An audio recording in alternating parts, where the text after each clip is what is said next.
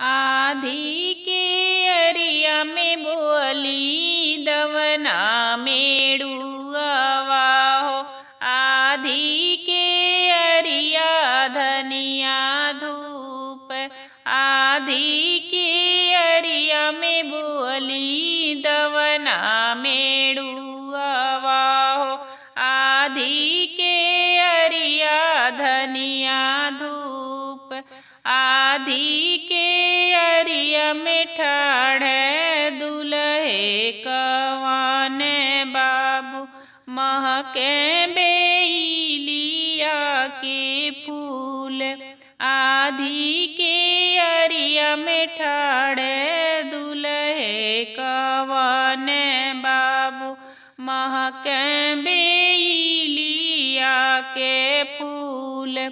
दुल्हा दुल्हिनी एक मती भइल हो। सुन दुल्हे अरज हमार। दुल्हा दुल्हिनी एक मती भइल हो। सुन दुल्हे अरज हमार। दुल्हा दुल्हिनी एक मती भइल हो। सुनी दुल्हे अरज हमार। दुल्हा दुल्हिनी एक मती भइल हो। सुनी प्रभु अरज हमार। कहवा पवली दुल्हे बेली के फूलवा हो। फूलवा महकेला सगरी राती।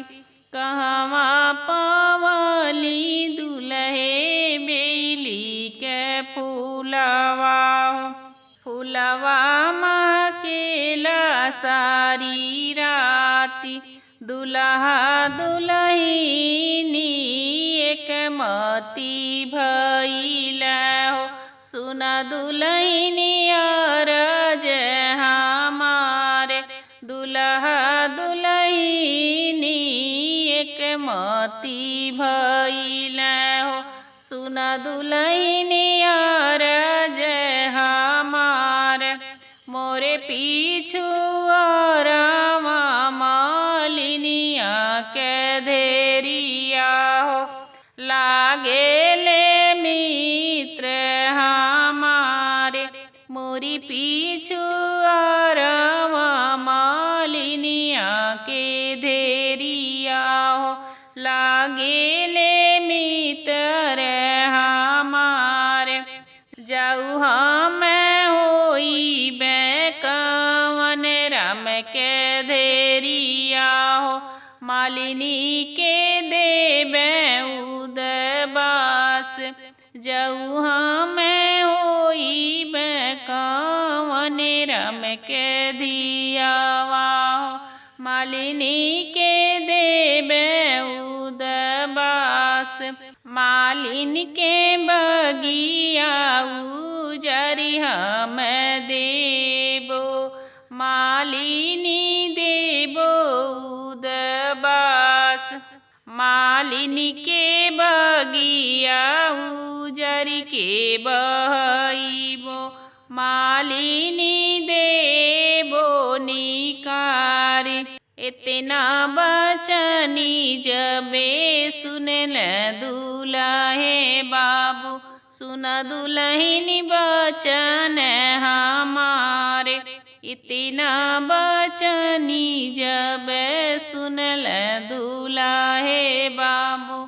सुन दुल्हिनी बचन हमारे।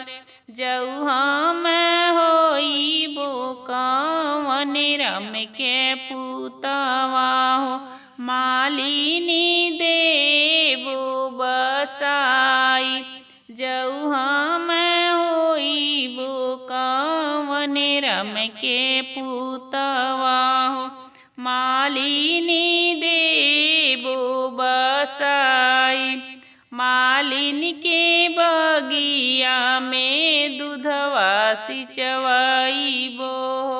मालिनी देबो बसाई मालिन के बगिया में दूधवा सिंचवइबो मालिन